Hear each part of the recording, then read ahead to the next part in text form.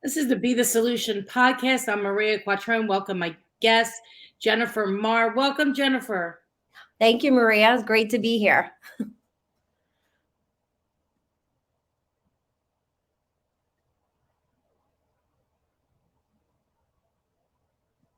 I wanted to be in a business that I did not have a ceiling. Take a pen and a piece of paper, draw a line, draw another line next to it. At 365 days, if you drew 365 lines, you started here with one line, but look how far you've come.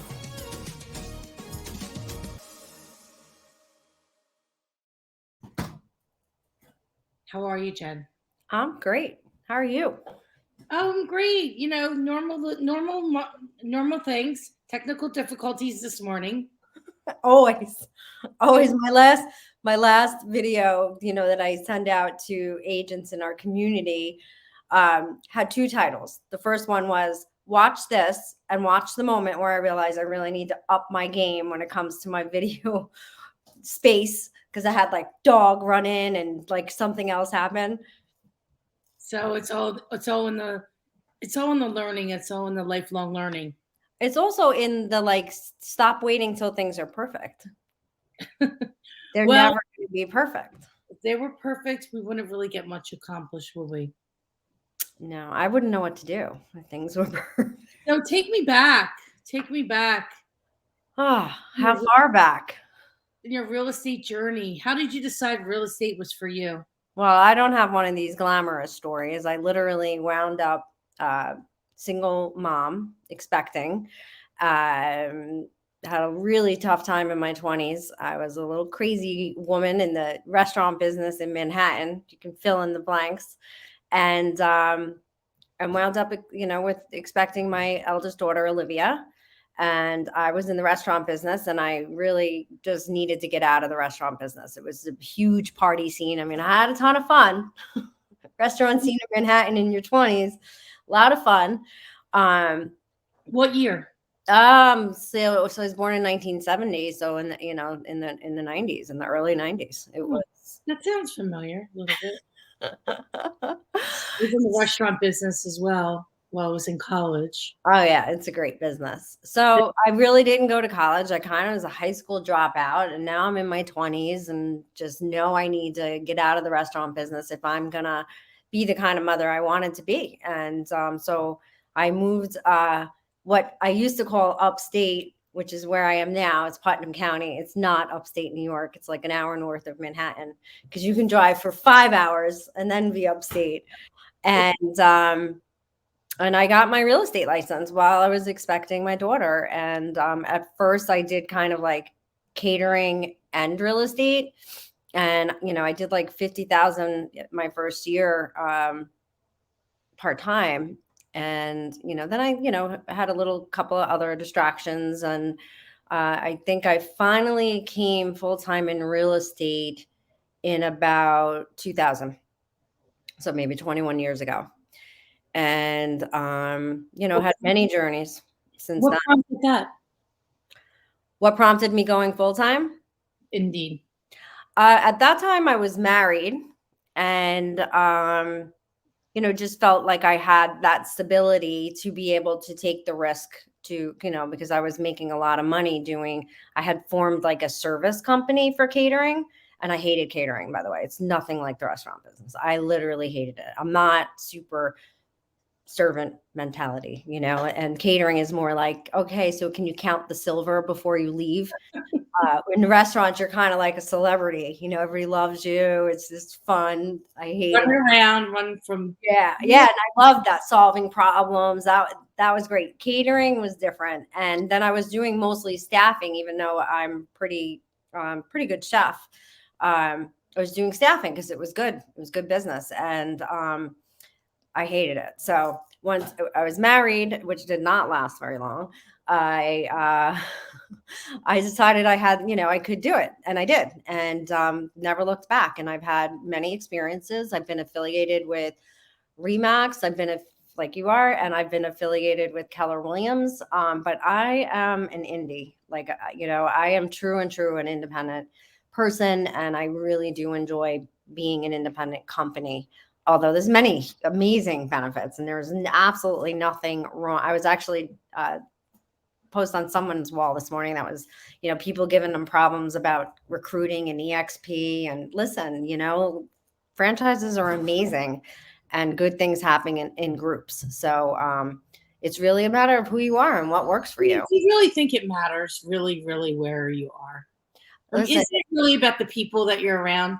Because I could be ABC Real Estate, EXP, KW. I happen to own a REMAX, so that's what you are. Does it really matter? Because I was at another company prior to having the REMAX brokerage for 8 years, and when I left, a lot of my clients thought I was at the other company. They didn't even know which firm I was with. I had an amazing teacher when I took my licensing course, and he said to the class, he said, you are the boss. The broker works for you, right? And it stuck with me, but I translated that as I didn't need to brand my broker. And I never did really until, maybe I was a team leader for Keller Williams for 2 years. One of the only jobs I had where I actually worked for another human being in my life. Not that good at that. So I probably branded Keller a bit during that, but I always loved one thing about Keller was they were so, agent centric and really encourage agents to brand themselves. But really from day one, I took that literally, and I was that diva agent, and I branded myself. My clients really never knew. So that even when I made the moves, which I've probably been with 6 companies in 26 years, right? No, my clients didn't know, they never knew who I worked for until obviously now I'm an owner and the COO of a company that I'm looking to go from 250 million to $1 billion in the next 3 years. So you're going to hear a lot about J. Phillip Real Estate because, now we're building a brand. That's amazing. So when did you partner up with them? So I didn't fully partner up. I came over, it's about 10 years now. And I came over, actually, we were forming, I was an OP candidate for Keller Williams, and it just didn't work out. I got frustrated. So you were trying to open up your own office. Is that yeah. And then like the market crash, was the first headache and hiccup. And then there was just other things. That was back. This was in circa 2008, 2009. That was like the beginning. Like I was doing it then, and then boom, the market crashed. And then I spent, I went over as a team leader to help out another operating partner. And, it just didn't work after. So my partner, Phil Ferrando, was one of the people. You have to get a core group together to open up a market center. So he was one of my core people. And we had some other top producing people, and it just didn't work out. And I was frustrated. And I just told Phil, I was like, I'm going back home, because I was like down county, Westchester County. I'm really a little bit north, and Putnam is like my home, right? Even though I grew up in the city, I've been up here 26 years. So I decided I was going to go back and open my own brokerage again. I've had my own brokerage before. I really liked being independent, and I kind of had just had it with corporate for, I needed a break. And he was like, well, why wouldn't you come with me? And I was like, why wouldn't I come with you? So I set my terms, and my terms were I was going to open up Putnam County, and I would be like my own little island, because you're not my boss. I have issues. And that I would also open up a commercial company. And so I did both, and did really well. My office quickly became about a little over 30% of our income, and I have the lowest price point of the 3 offices. And I think we're even above that at this point. So, but then the pandemic hit, so that was all going well, and it was great. I was still working in my own book of business, listing and selling. I had core group of agents, and I have the most amazing agents that I was able to attract naturally. Never really did any recruiting. I created a little family here, and I'm one that doesn't, if my extended family is watching, they will tell you I'm the one that doesn't show up to the family parties and this. I keep my world very small, and I have a very small family to begin with. And now I had these agents that became my family.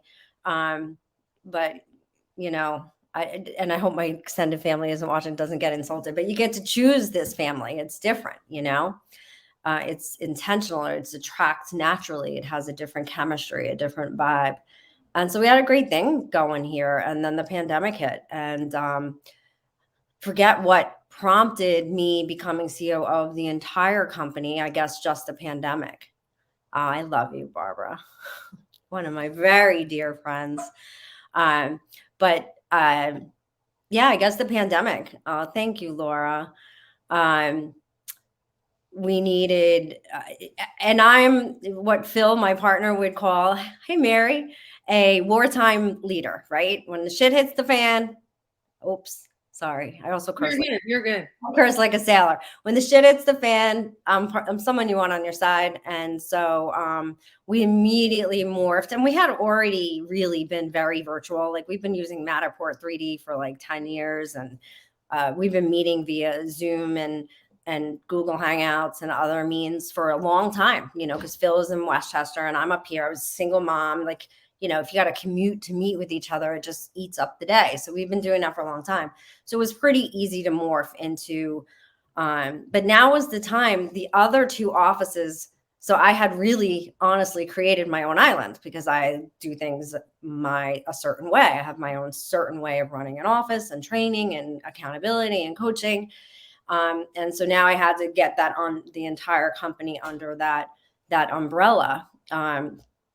And so that's what we've done. And a lot has changed since the pandemic started.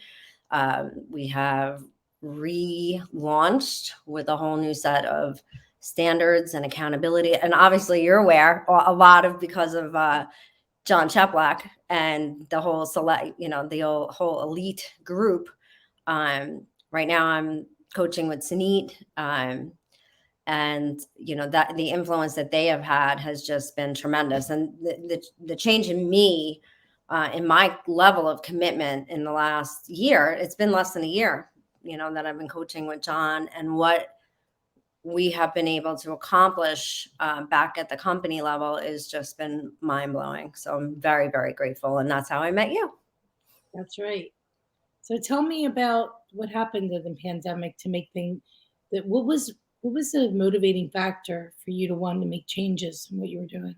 I was scared. I was scared for everybody to just be like out there on their own.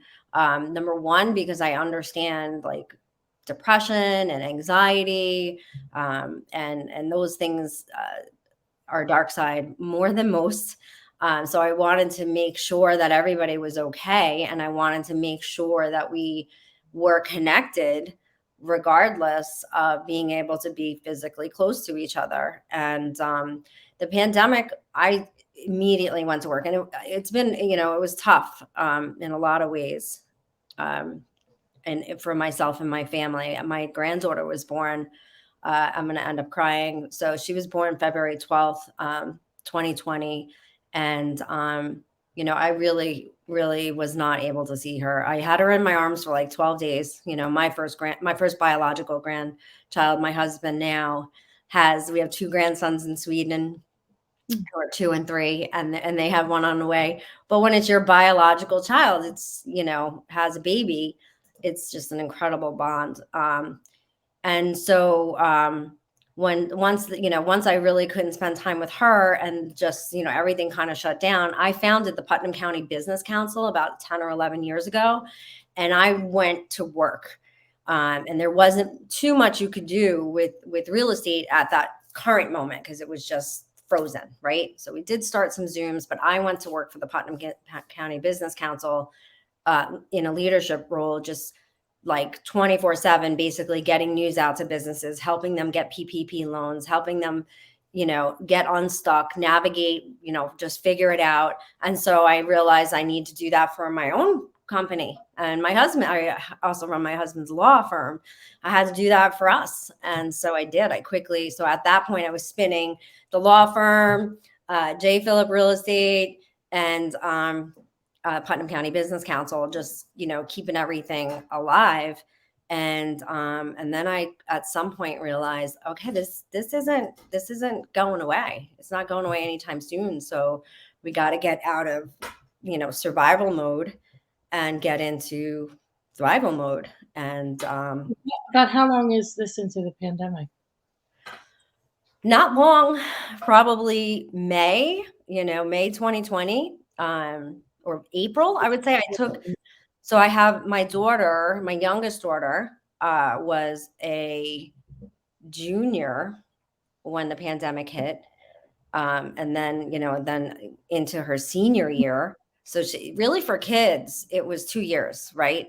Like we say it's 18 months now, or now it's coming up on 2 years. But 6 months ago, it was 2 years for them because it was 2 academic years. And for a junior and senior, it was very difficult. And she went from like this great high to not doing so well during the pandemic. Her favorite human being in the world. Her grandfather got stuck in the nursing home debacle. Like he went in just for a rehab, transferred over to the nursing home, and then got COVID, and then just never was able to release. Then he ended up dying, and he went in there like not a really sick person. So she went into that place. So come April, I was like, that's it. We're getting out of this freaking house. We went on a road trip and everybody's like, are you insane? I'm like, listen, if I can't see my granddaughter, my other daughter's mental health is just as important, if not more important, than her physical health, because she's a young, healthy person. So we went on the road trip. And then I think during that trip is when I realized, when I went, because New York was just really stuck. I don't know how Philly was, but it was really stuck. And so when you took this road trip, and it was weird, you go from state to state because we drove, and like one state, everyone have a mask on, another state, no one would have a mask on. And like, just how you can experience everybody having different reactions to the pandemic. And then I realized was real estate closed up there? yeah. How long? For like 2 months, I think. Yeah, I think we were about 10 weeks total. Pennsylvania was one of the last states, next to the last state to actually open. Yeah, we were probably right there with you. I don't remember. I don't have the best memory all the time, but as far as timing goes, and that was it. I realized, like, okay, like, so what? Like, this is life, right? Life on life's terms, and you have to figure out how to survive and how to thrive and become like, if you go to the desert, every single animal has, a spiky exterior and is blended into the dirt and the earth and has learned how to survive without water. I'm pretty sure they weren't excited about that when that first happened, that transition where, okay, it's hot and dry and miserable. Yeah, I'm sure not. We all have to be able to pivot and change and move. Life goes on. And so it goes on with or without you. And it goes, for most people, it seems lately, honestly, it goes on, but you're still kicking and screaming. So no kicking and screaming here. So we just launched into action, and I saw the ladies panel. My green screen is messing up. I saw the ladies panel. I think it was 2021, led by Veronica. I think they were in Tahoe. I'm not sure where they were. It was Nashville. Yeah, okay. And they had been in Tahoe just like a few months before, because they were talking about that hike, that Mount Talik hike. Yeah, it was in September. Yes. Okay. So I think that was February, and I had just gotten married, just came back from my honeymoon, but my husband had like a mini stroke the week before we got married, and then his health started going down. So 2021 started off like, and I begged John. He wasn't taking anybody else on because I had coached with him years ago, but I just wasn't ready. So I begged John, and he took me back. And so that's it. Like, it just turned out to be one of the most incredible years of my life, although it was the most challenging personally. I was a caretaker for my husband for about 3 months while trying to do everything. And I did not miss a beat. I didn't miss a step. I quit drinking. Just like, there wasn't any alcohol related problems or anything. I just realized I just need this clarity. And I was, kind of in this rut of like, yeah, I need a drink or some wine at night to like relax. And then that's it. Once you have that glass of wine, you're kind of done, right? I just needed every hour in the day possibly. And I needed better forms of forms of relaxing that would fill me, so make time for evening yoga, make time for evening meditation, or these things that are important to me and help to give me that energy that I need. And all of this really came back by just getting into coaching and having that higher level of accountability. It's funny how that happens. Yeah. When you put that, well, it's you make a decision, right? You either make a decision, making a decision, or not making a decision and still making a decision, and deciding what it is that you want, and then who is the person that you have to become to get there. Yes. And that, what I call it, the integrity gap, right? Knowing once you get a little bit of clarity, right? I've been working hard, really hard for 10 years on myself as a person and as a businesswoman and all these things. And so once you start to gain a little clarity and you really start to, especially when you're surrounded by people succeeding on a high level, which I didn't have enough of. So when I did, it became like boom in my face. But once you start to gain that clarity and understand who you're capable of being and where you're at today, and then just figuring out the gap and how do I bridge that gap, and and then focus on the results and not the process. I think too many people get caught up on the process, like, oh, I got to go to the gym today, or I got to do this today, or, but if you just can keep those results, I mean, things as cheesy as vision boards and reminders around you everywhere you go. And just also I've taught everybody that works with me that you really have to figure out how to get emotionally attached. And I've been pretty blessed. I've had like a really crazy life and not easy. So it's been kind of easy for me to be emotionally attached, but I can see a lot of people are not emotionally attached. What do you mean by that? Like really understanding the impact of your work and how it impacts you directly, and then how that ripples down to the people that you love the most. Like, what does it mean to my daughters if I don't succeed in my goals and what I want to do? What does it look like? What does it feel like if I hit those goals for those people that I love the most, my granddaughter? What does it look like if I don't hit that goals? What's the difference?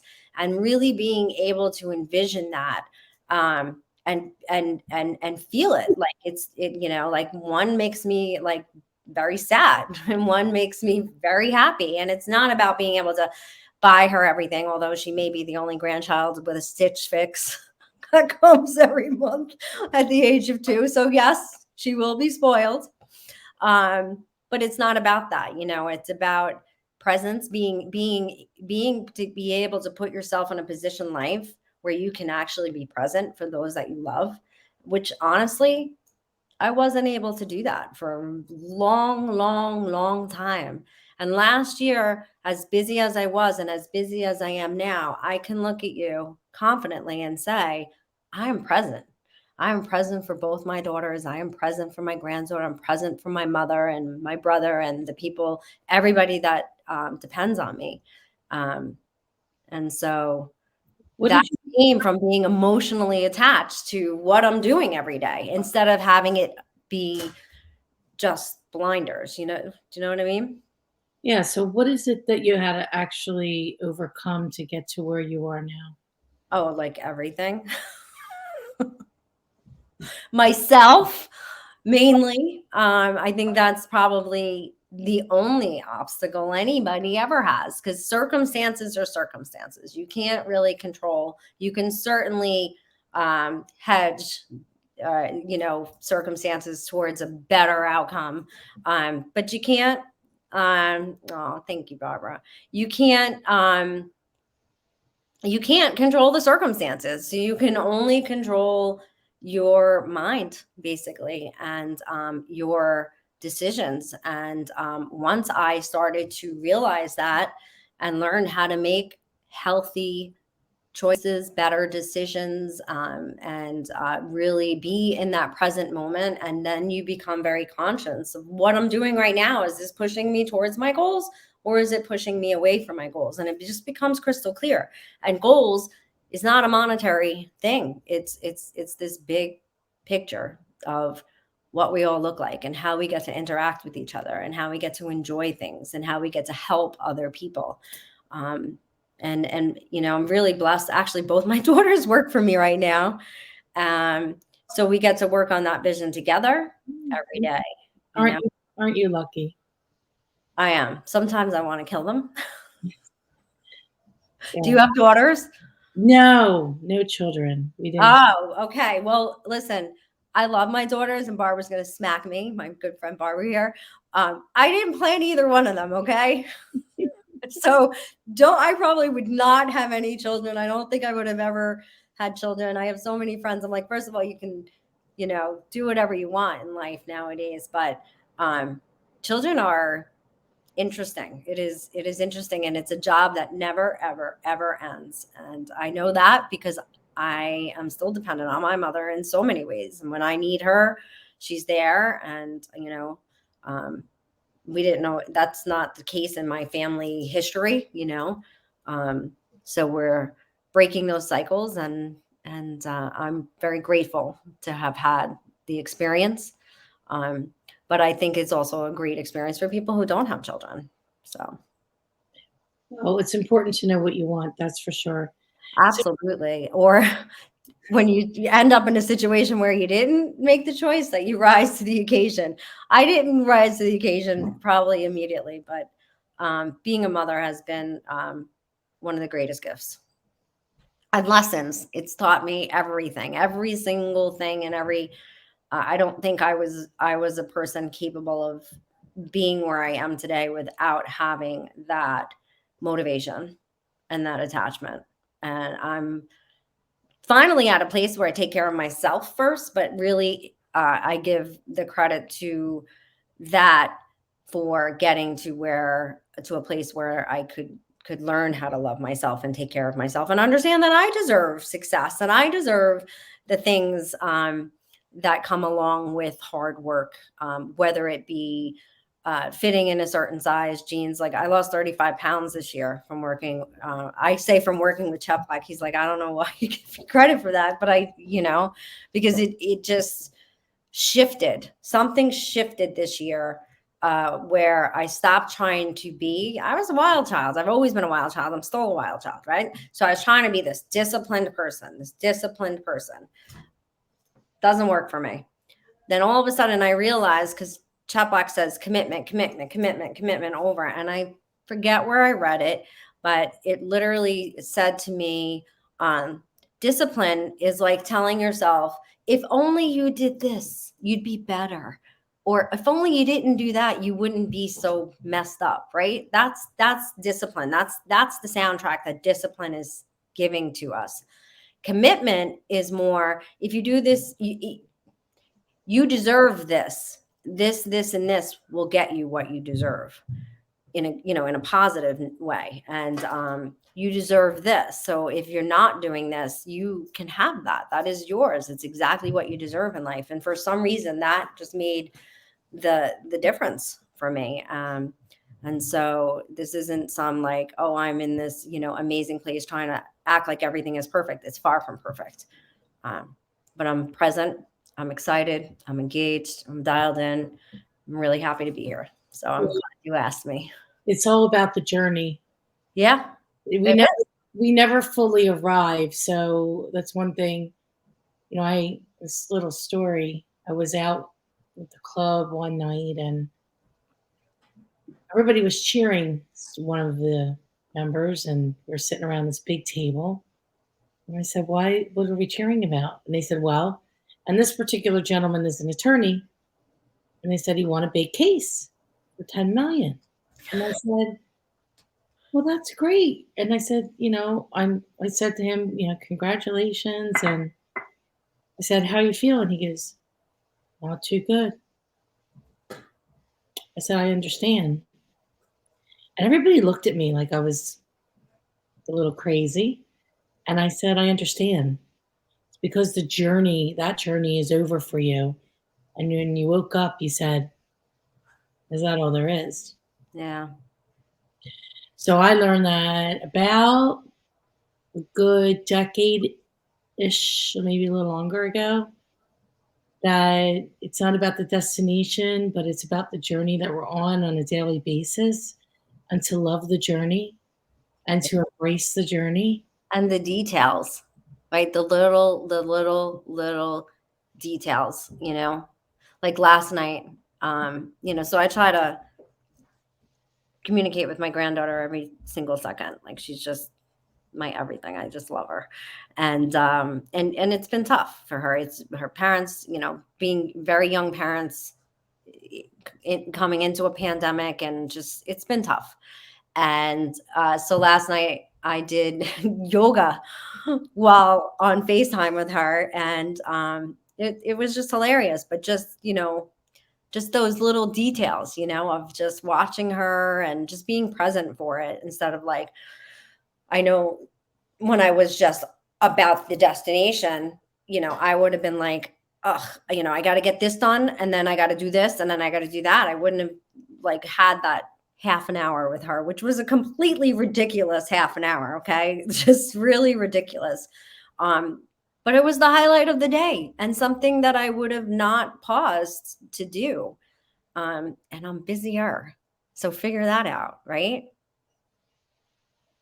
It's all about prioritizing. So before we jumped on live, you had said that you're averaging like 14 appointments a day. So share with everybody, how is it that you time block your schedule? How do you manage your schedule? You have to be very disciplined, although you don't love that word, but disciplined in being able to manage your time, because we all have the same 24 hours a day. I'm a hot mess. So, but a beautiful hot mess, like meaning like there's organization to it. I mean, if you look at like a Beethoven composure, like it's a mess, right? If you're looking at it, you don't know what it is. And then when it's played, so that's how I like to envision my style. Right now I do have some help. I do a lot on my own as well. So my appointments are a combination. I'm not really listing and selling anymore. And so my appointments are a combination of existing agents coaching, and helping them, guiding them in the right direction in group, and still a lot of individual. And then I am growing the company. So I average probably anywhere from 4 to 12 meetings a week with potential people coming on board. And then also individual meetings with our staff of 8 now, which we created all new departments within the last 6 months, and new department directors. We went on to EOS operating system. And we relaunched everything, redid our whole policy and procedures, and so on and so forth. So you can just imagine from that what all these meetings are. We're looking to open a relocation department. That's a meeting that'll take 3 hours this week. I'm working on the virtual ISAs in the Dominican Republic. And so it's just a lot. I honestly can tell you that just making sure that I do the things that work for me, like drinking my water, meditating. I live now on a mostly alkaline vegan diet, although I've been having ice cream every freaking night because I need the ice cream. Just a little.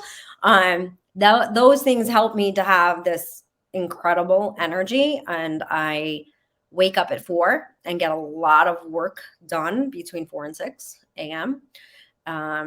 And then I try to end the day, although today I'll be here. I woke up at 4 and I'll be working here in the office till 6, and I can do it.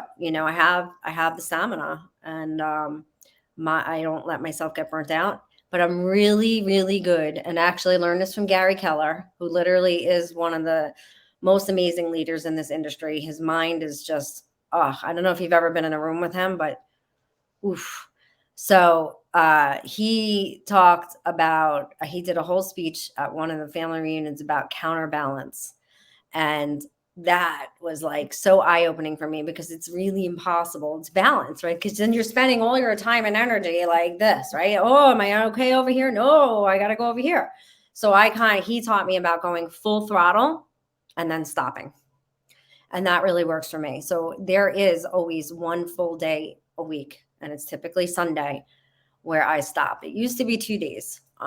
I don't really have that luxury anymore, and I probably do sneak a little bit in on a Sunday morning, but in a more collected, calm way. I'll get some organized, creative work, and that's not true. I work 3 hours on Sunday evenings organizing the week, but it's different. I'm sitting down, I have some music, and I'm relaxed. So I don't know that there's any secret to it. I'm committed.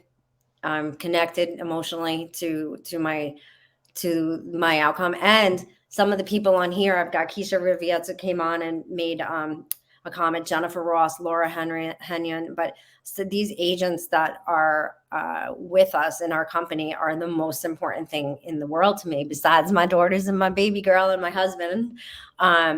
They literally are my family, and I want everything great for them. I want them to have every opportunity in this business, to have every advantage, knowledge, skill, technology, organization, support, whatever they need, and it fuels me. So what does that look like for them? Because I know that you are aggressively growing your company. And what does that look like for somebody who's coming in? Well, we have an amazing onboarding program now that we just implemented last year. And so it's not perfect, but it comes from the heart, and it comes from experience, and it comes from being affiliated with an amazing group like the Elite. So they get everything they need in that first 6 weeks. And then that doesn't get dropped. We have a mentor program, even though we have a shortage of mentors right now. Myself or Phil are available pretty much at every step of the way for any part of the process or transaction. And we have great technology support and training. We have we have a team for every department. We have a director head for every department, communications, whatever the needs are. Again, not perfect, but very well intended. And Melissa, she says it's pretty perfect. Melissa is brand new, and we love her because she has the 2 cutest kids in the world. And Melissa's collaborating with 2 of my favorite agents, Keisha and Amanda. And Melissa came on board as a new agent, like right when we redid everything. And she said I don't know if I'm supposed to know this, Melissa, but she was like, oh my God, like I wasn't expecting all this, because it's a little intense. I'm pretty intense. I want everybody to be the best versions of themselves, and to get what, this is the most incredible career. This is the career where you get to help a ton of people. And the more you focus on yourself and the better version of yourself that you are, the more it comes across to clients, right? So you have this unique opportunity to have the most amount of freedom if you build your business correctly, because otherwise you can just really get burnt out, as you know, and make a lot of money doing it, and have fun, and build amazing relationships. So Help a lot of families, unlimited income, lots of great opportunity in this wonderful business that we're in, real estate. absolutely. Real estate, mortgage, same thing. We just opened a mortgage company, so Well, we can't do that in New York, but we're working on all our ancillary services, so we don't have to keep tightening the screw on agents, and we can make sure that we're running in the black. But speaking of, I love that scholarship. And so I've been more focused big time on diversity in the industry. You would be surprised, but there's very little diversity in New York in the industry. I'm talking about in hiring, not just, not surprised. So I love that scholarship. So I'm going to be, working on something similar. So yeah, Maria put out a scholarship for women and minorities to get licensed, and I love it. So kudos to you. Yeah, thank you. Fun times ahead. Yeah. Well, it's tough time to take a stand in any direction right now, and so I applaud you for doing that. And, you know, uh, people are blessed to be around you. So that's great. I'd like to, I said this on when I was being interviewed last week about it. I said, I really, really love to help people. One of the things, I had some help in the beginning when I started my career. And I know that if more people, the right people show up and they want to do the work, as I say, work works, then we can provide them the support that they need to facilitate a wonderful career in real estate. But we can't do the action for you. So No, I like to say, and I don't know if you know who Sean Rawls is.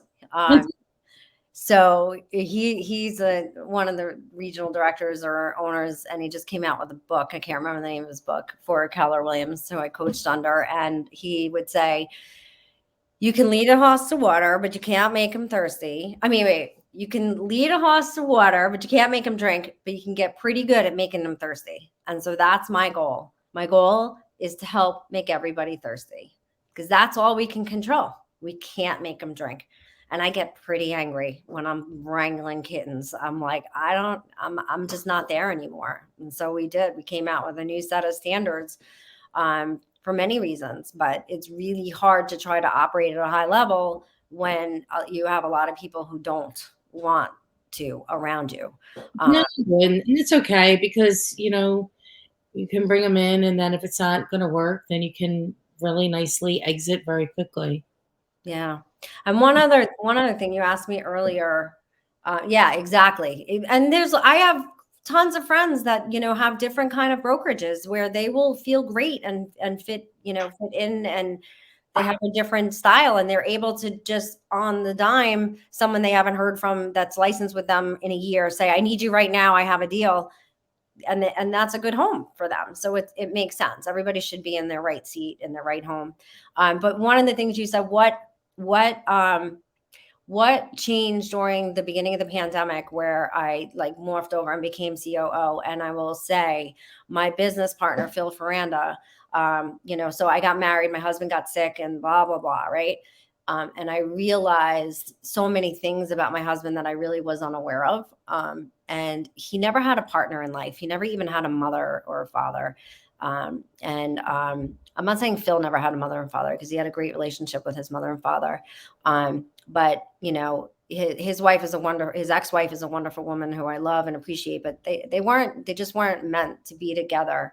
And he never really had a true partner, and he has the personality, like I do too, where he needed a partner. And I sensed that if we truly started working together, that incredible things would come out of it. And that is certainly the case. And that was something that also came out of the pandemic.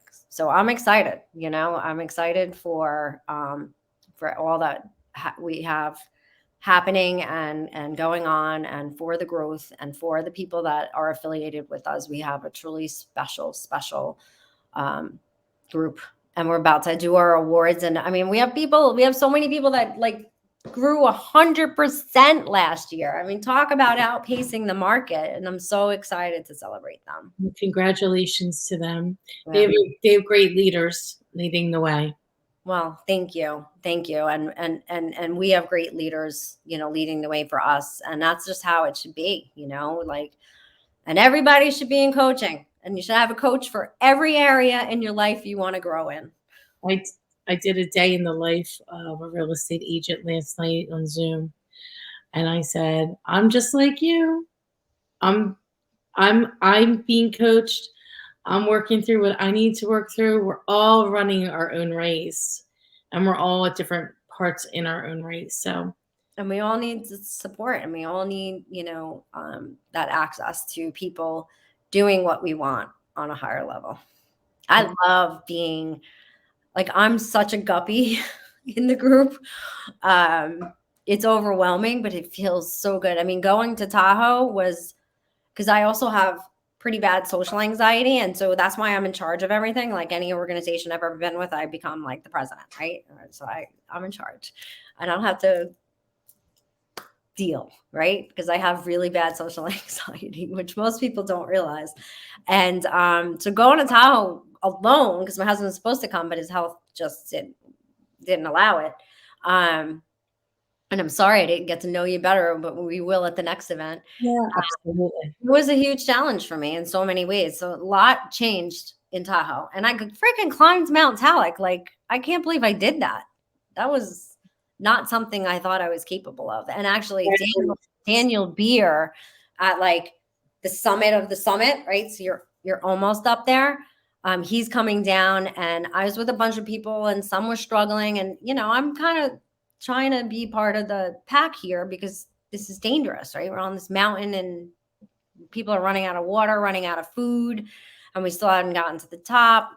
And Daniel Beer, who, you know, what's that saying? Character is what you do when no one's watching. Well, no one was watching.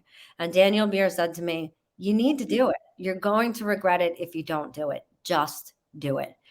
And he was full of shit because it was 10 times harder than he told me it would be to get to the top from where we were. And so I don't, you know, physically, I don't think I was in that kind of shape. I don't know what it was sheer commitment to trying to get it done. And so I was grateful for his words and everybody's words that day, but that was pretty insane. Yes, I didn't have that experience of doing the mountain. I arrived that day. I also was in no condition to do the mountain, so next mountain possibly. Listen, it was I did Zion, and that was rough for somebody with a sciatic nerve problem. Oh yeah.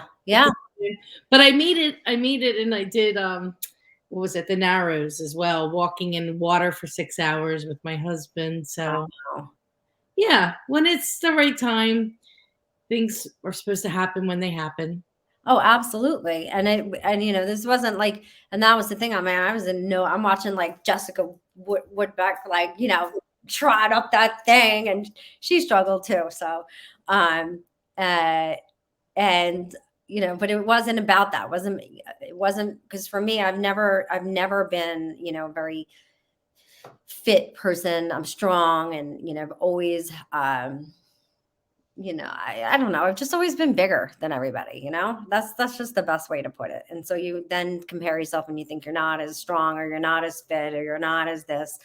And that was another thing. So once I came back down from that mountain, I also realized that that was a narrative that I was telling myself and was keeping myself stuck in. And 35 pounds, boom, right? I had already lost like 20. So that last 15, you know, that really difficult 15, just boom, like something else switched in me. Like, that's not the narrative. You know, you're thin, you're fit, you're whatever you want to be. So, but it wasn't about that. And, because I wouldn't have been able to do it, you know, if I was comparing my strength and my physical fitness to some of those people. No, comparison, as they say, is the thief of joy. So yeah, I just went open-minded, prepared, you know, had my Camelback, and running your own race. And So, I was proud. So what's in store for you for 2022? You did mention something that in the next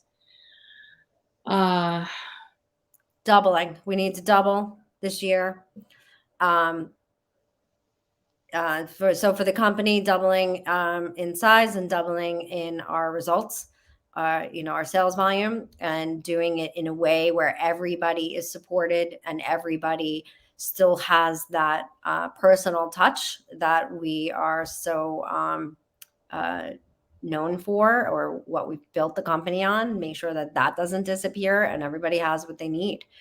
And that's it, really. And trying to get to Europe to spend some time with those grandkids for as long as possible. That's what's in store for 2022. Well, that's quite a bit that's in store. Yeah. Then we go back, and it's the action that you take every day. So we only have today. Yep. Today to take that action. Amen. And do the best that we can. Well, I'm extremely grateful for you having me here. I watch you and worship you from afar and aspire to accomplish a lot of the amazing things that you've accomplished. Your media capabilities and connections are just super impressive. And so the people that you lead should be very proud to be underneath you, and taking the risks and the chances that I'm seeing that you do and putting yourself out there. I love it. You know, you remind me of me in a lot of ways.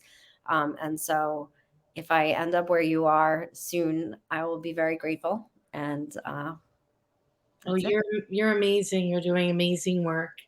This was great. Very inspirational this morning, Jen. Very inspirational. You have a lot of great energy and enthusiasm, and your team, your leadership team should be proud of you, and your agents should be thrilled to be partners with you.